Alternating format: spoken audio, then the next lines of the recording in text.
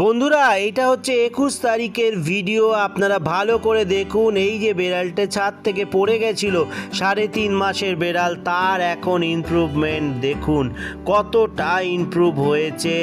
একেবারে তাকাতেই পারছিল না, একেবারে মোটামুটি কোমা স্টেজে ছিল। সেই জায়গা থেকে এখন কিন্তু ও মোটামুটি উঠে বসছে, একটুখানি সামান্য কিন্তু মুভমেন্ট করছে। এটা 21 তারিখের রিপোর্ট। আর আজকে 26 তারিখে কিন্তু আরও অনেক অনেক ভালো আছে, সেই ভিডিও আপনাদের সামনে পরে তুলে ধরবো। আপডেটটা দিয়ে দিলাম। অনেকেই আমাকে জিজ্ঞেস করছে যে বেড়ালটা যে ছাদ থেকে পড়ে গেছিলো কেমন আছে। তো বন্ধুরা দেখুন, আজকে ভিডিওটা যেটা পোস্ট করছি আপনারা দেখেও খুশি হবেন।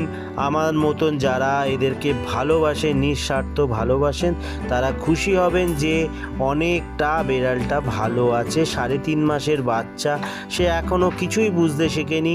সেই জায়গা থেকে ছাদ থেকে পড়ে গিয়ে তার মাথায় চোট লেগেছে, তার কোমরে চোট লেগেছে সেই জায়গা থেকে।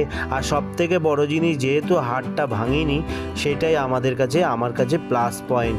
সেই জন্য ইমপ্রুভমেন্ট কিন্তু আরও তাড়াতাড়ি হচ্ছে। দেখতে পাচ্ছেন মাথা নাড়াচ্ছে, উঠে বসে আছে, ঘাড় তুলে এখন তো আরও বেশি বসে থাকছে।